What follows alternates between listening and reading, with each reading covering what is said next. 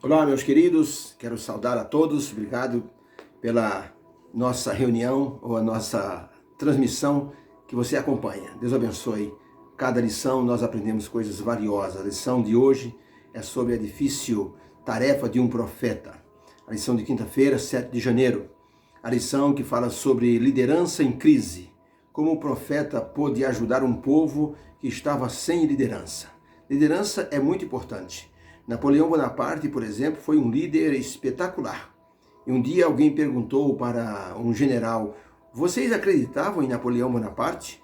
E o general disse com muito, nós acreditávamos nele, com muita verdade. Ele era um homem muito sincero. Ele era, um imperador que nós podíamos acreditar firmemente. Era um líder nato. E se ele dissesse, nós vamos até a lua, todos nós ficávamos de prontidão, porque sabíamos que ele ia encontrar um caminho. Isso é liderança. E o povo de Israel estava sem liderança. E o profeta tinha que dar uma mensagem dura para o povo. E essa mensagem é chamada de apelo espantoso, está em Isaías capítulo meia dúzia, do 9 a 13. Muitas vezes dar uma mensagem significa que a pessoa precisa ter tato para dar uma mensagem. Porque senão a mensagem não faz efeito.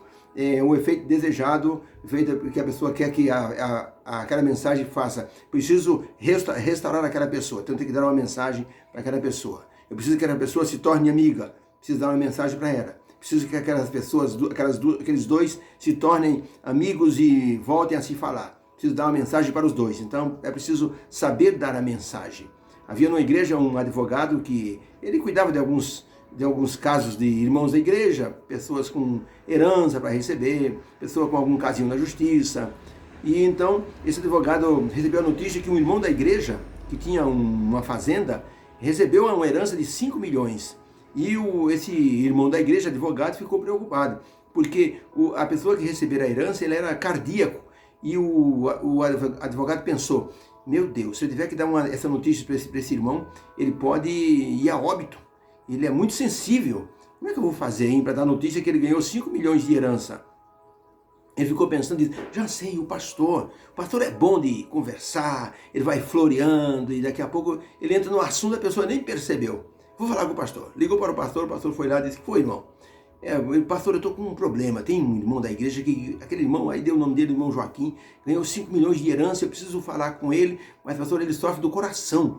Ele é cardíaco. Se eu der essa notícia de bate pronto, o homem morre. Aí vou ser culpado da morte dele. Eu queria que o senhor pastor me ajudasse. O que eu posso fazer? O pastor vai lá, o pastor é bom de conversa. O pastor tem um motivo a mais do que eu, né? Se eu aparecer lá, ele vai logo desconfiar. Alguma coisa aconteceu. Sou advogado, mas o pastor não. O pastor chega lá, uma visita cordial. O pastor vai então aí floreando, cercando o louro. Daqui a pouco o pastor dá a notícia sem ele perceber.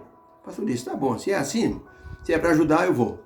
O pastor foi lá e disse: irmão Joaquim, tudo bem a sua família, tal, a fazenda está bem? Graças a Deus, pastor, está indo muito bem aqui a produção, e está uma maravilha, tudo louvado a Deus, e tem na igreja com a família. E o pastor disse: eu tenho visto, irmão, parabéns, o irmão é realmente um homem abençoado. E aí o pastor disse: irmão, e se Deus abençoasse mais o irmão ganhasse mais um dinheiro aí a mais? O pastor, seria uma bênção, eu iria até comprar um trator novo aqui para a fazenda, até aumentar aí a minha produção. E o pastor disse: irmão, se o irmão fosse abençoado, o irmão ganhasse 5 milhões hoje de uma vez assim, o que o irmão ia fazer? O irmão ia louvar a Deus, ia ser uma bênção para a minha vida. E sabe o que eu ia fazer, pastor? A primeira coisa que eu ia fazer, eu ia pegar 1 milhão desses 5 milhões, eu dava para o senhor agora, nesse momento. O pastor, caiu morto do outro lado. Foi o pastor que morreu. Veja que coisa interessante. É preciso saber dar uma notícia, senão a pessoa pode se complicar. Dar uma notícia, muitas vezes, tem que ter tato, tem que ter diplomacia. No livro de 1 Reis 22, por exemplo, existe a história do rei Jeosafá e do rei Acabe. E os dois se uniram para lutar contra a Síria. E o rei Acabe, então, chamou diante dele 400 profetas para que pudessem dizer diante dele, rei Acabe, e diante do rei Jeosafá, que era costume, eles consultavam os profetas: nós podemos ir para a guerra? Seremos vencedores? E os 400 profetas disseram: pode ir, majestade, pode ir, o senhor e o rei Jeosafá, pode ir que vocês vão ter sucesso nessa guerra. E diz a Bíblia que o rei Jeosafá não ficou muito convencido dessa profecia dos 400 profetas. E em 1 Reis 22, verso 7, diz assim, então o rei Jeosafá disse ao rei Acabe, não há ainda aqui algum homem, algum profeta do Senhor, pelo qual possamos consultar? Verso 8 diz assim, então disse o rei Acabe ao rei Jeosafá, ainda há um homem por quem podemos consultar ao Senhor. O nome dele é Micaías, filho de Imlá, porém eu odeio esse profeta, porque ele nunca profetiza o bem a meu respeito, mas somente o mal. Então Micaías foi chamado e falou diante dos reis uma dura mensagem. Sabe o que Micaías falou? 22, verso 8 de 1 Reis diz assim, então disse Micaías para o rei Acabe e o rei Jeosafá, vi todo Israel disperso pelos montes como ovelhas que não têm pastor. Então o rei ficou zangado e mandou prender Micaías a pão e água, até que ele voltasse em paz da guerra. O profeta, porém, completou a mensagem dizendo para o rei Acabe, se é que você vai voltar. Realmente, nessa guerra, diz a Bíblia que um arqueiro inimigo jogou uma flecha e pegou exatamente no rei Acabe. E ele ficou ali no carro dele junto com seu escudeiro e disse, não vai embora, eu tenho que ficar aqui. Mas ele estava sangrando muito, ele morreu de hemorragia. Quando chegou de tarde, ele estava morto dentro do carro. Foi uma perda muito grande para Israel, que ficou sem liderança agora do rei, ficou a rainha Jezabel. Aí tem a pergunta 5 agora, de quinta-feira. Qual foi a mensagem estranha que Deus deu para Isaías transmitir ao povo e por que ele deu tal mensagem? Qual a finalidade dessa mensagem? Isaías 6, verso 9, verso 10 diz assim, disse, pois, Deus para Isaías, vai e dize ao povo, ouvis de fato e não entendeis, vedes em verdade, mas não percebeis. Engorda o coração deste povo e endurece-lhe os ouvidos e fecha-lhe os olhos, para que ele não veja com os olhos e ouça com os ouvidos e entenda com o coração e se converta e seja sarado. Então, que tipo de mensagem Isaías deu? A mensagem advertia o povo do perigo de resistir aos apelos divinos e com isto perder o perdão divino e ficar sem a cura que eles necessitavam. Deus mandou Isaías dizer, olha, vocês estão rejeitando as minhas palavras, vai chegar um momento que vocês vão querer ouvir, vocês não vão entender. Vocês vão querer olhar e não vão enxergar aquilo que eu estou fazendo. Então é melhor vocês se arrependerem agora. Gente, Deus sempre está disposto a perdoar. Deus sempre está disposto a restaurar, a dar coragem, a dar motivação, porque o seu amor ele é imutável. Ele não deseja que ninguém pereça, por isso envia seus apelos ao coração. A cidade de Nínive, por exemplo, era uma cidade perdida. E Deus disse, Jonas, vai lá e diz ao povo que eu vou mandar castigos e todo mundo vai morrer, a menos que eles se arrependam. Jonas lutou, no final foi lá e deu a mensagem e Deus então viu que o povo se arrependeu de verdade e Deus então disse, eu não vou mais destruir esse povo. E Jonas ficou zangado. Jonas deu a mensagem dura e aquele povo recebeu a mensagem, acabou se restaurando. Olha, Deus sempre age dessa forma. Muitas vezes Deus trabalha conosco e as pessoas resistem aos apelos divinos, se tornam incrédulas, se tornam envolvidas com o pecado e rejeitam aquilo que Deus está dando e com isso endurece o coração. O apóstolo Paulo diz que quando nós rejeitamos aquilo que Deus fala, a nossa consciência fica endurecida. Jesus mesmo, em seu ministério, por exemplo, ele falava por parábola. Os discípulos perguntaram, por que o Senhor fala por parábola? Jesus disse, é porque essas pessoas vão ouvir e não vão entender. Essas pessoas vão acabar endurecendo o coração e eles vão acabar se perdendo. Por isso que eu falo por parábola, para que eles possam entender melhor. Se eu falar direto, eles vão rejeitar. Então, por parábolas, pelo menos, eles vão então entender. Mas eu sinto muito, eles vão acabar se perdendo. Não vão nem entender, nem por parábola. Pergunta 6. Como esse conceito de amor imutável pode explicar Deus endurecendo o coração de Faraó? Êxodo 4, 21 diz o seguinte, disse ainda o Senhor a Moisés, quando voltares ao Egito, vê que faças diante de Faraó todas as maravilhas que eu te tenho posto na tua mão, Moisés. mas eu endurecerei o seu coração e ele não deixará ir o povo. Então, como esse conceito de o amor de Deus é imutável, combina com essa expressão, eu endurecerei o coração dele. Vamos então à resposta? Na verdade, os milagres divinos causaram uma reação contrária ao faraó.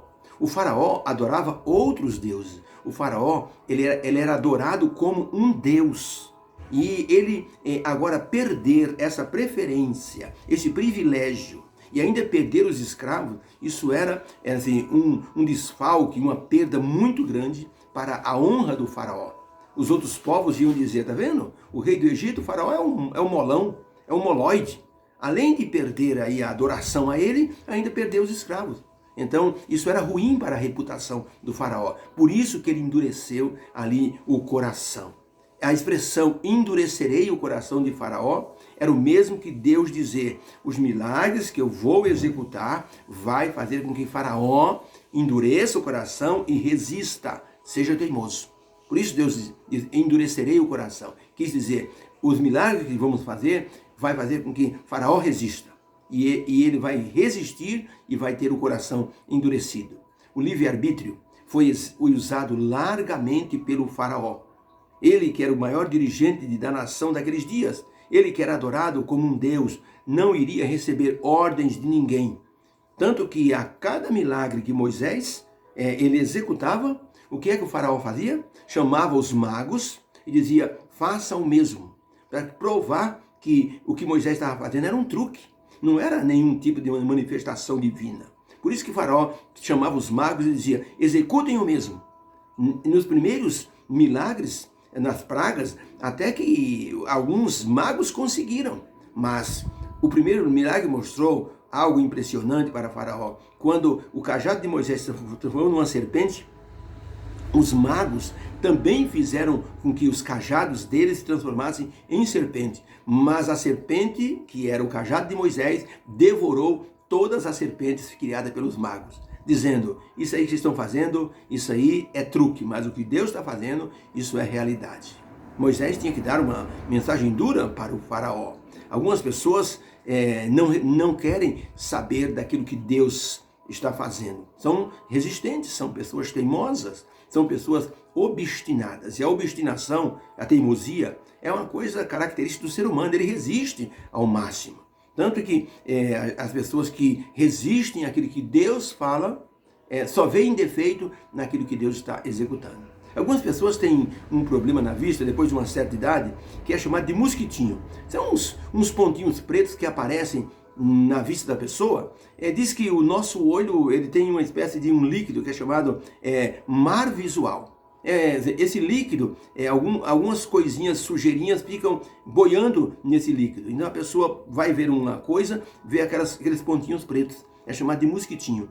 Pois quem tem esse defeito, quando olha para uma paisagem linda, esses pontos pretos aparecem na paisagem. Então a pessoa acaba, ao invés de elogiar fazer uma pintura, uma paisagem, acaba até falando mal, dizendo, poxa, mas que pintura feia, cheia de pontos pretos. Na verdade, a vista dele está com pontos pretos, tá? Assim acontece com muitos incrédulos, com muitas pessoas que olham para a palavra de Deus e acham que o defeito está na palavra de Deus e não neles. O defeito está na Bíblia.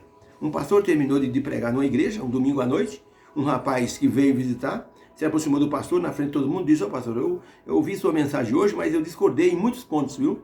Porque o senhor não tem culpa, a Bíblia mesmo está cheia de divergência. O pastor disse, não diga. Você poderia me citar alguma divergência que você encontrou na Bíblia? Eu encontrei diversas, pastor. No livro de Isaías mesmo, encontrei 2 divergências. O pastor disse, você pode me mostrar? O rapaz disse, que eu estou sem minha Bíblia aqui, senão eu mostraria para o senhor com prazer. O pastor olhou para o moço e disse, sua Bíblia se parece com essa aqui? O moço olhou e disse, parecida com essa. O pastor disse, então, pegue minha Bíblia e procure aí a divergência, pelo menos uma que você encontrou no livro de Isaías. O pastor viu aquele rapaz folheando a Bíblia, procurando Isaías lá perto do Apocalipse.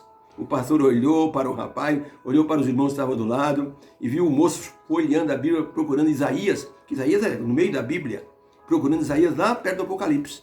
O pastor pegou a Bíblia da mão do rapaz e disse, moço, o seu problema, sabe o que é? Não é descrença na Bíblia. O seu problema é ignorância. Você precisa de um estudo bíblico urgente. Você não sabe nem onde é Isaías? E aquele moço então disse, será, pastor? Claro, eu terei prazer em dar o estudo bíblico. E dentro do estudo bíblico, aí sim você vai poder questionar a vontade. E o moço aceitou esse estudo bíblico, mas o pastor teve que ser duro com ele. Muitas vezes o servo de Deus tem que ser direto e franco com os pecadores que não querem se arrepender. Isaías foi assim. Falou de forma dura para o povo. Elias foi assim. Josué foi assim. Hoje vocês devem escolher a quem vocês devem servir. Se a Deus ou aos deuses que os vossos pais adoraram. Eu e minha casa serviremos ao Senhor. Josué foi direto ao ponto. Jesus foi direto com os fariseus. Chamou os fariseus de raça de víbora. Vocês são sepulcros caiados. Vocês nem entram no céu, nem deixam as pessoas entrar. Jesus foi direto. Porque a pessoa tem que ser assim, mano. Deus nos abençoe e que nos torne instrumentos em suas mãos para darmos a mensagem ao mundo. A gente tem que ser muitas vezes assim um pouco assim duro, não diria duro, mas um pouco severo com as pessoas para que as pessoas aceitem a mensagem, senão as pessoas vão acabar indo para o inferno. E a culpa vai ser nossa depois. Um rapaz se batizou e disse para o amigo dele, por que você não me chamou para o evangelho mais cedo, rapaz? Eu fiquei meio preocupado. Então disse o moço, quando eu descambei para o inferno, rapaz, eu ia morrendo nos meus pecados. Você, meu amigo, em vez de me chamar para a igreja, me dar um estudo bíblico, você ficava assim, me olhando e eu esperando um convite seu. Quase que eu descambei para o inferno. Você tem que me pegar pelo pescoço, me arrastar para a igreja para que eu pudesse ser salvo? Olha, graças a Deus que eu aceitei a mensagem em tempo, mas você foi muito mole comigo, hein? O rapaz ficou assim olhando, assustado. Não me olhe assim não. Se eu morresse, Deus ia botar a culpa do meu sangue em cima da sua cabeça. Você teve chance de me chamar para Jesus Cristo, você não me chamou. Porque você foi muito mole comigo. Olha, está vendo? Deus nos abençoe.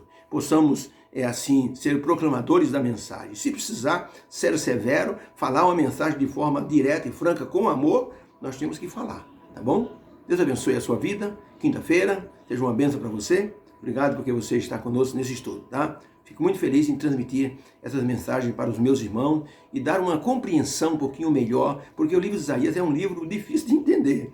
Vocês já estão estudando a lição aí, vocês estão vendo que é muita história, você tem que ler muito. Quando eu montei a lição, geralmente eu demoro 20 dias para montar uma lição.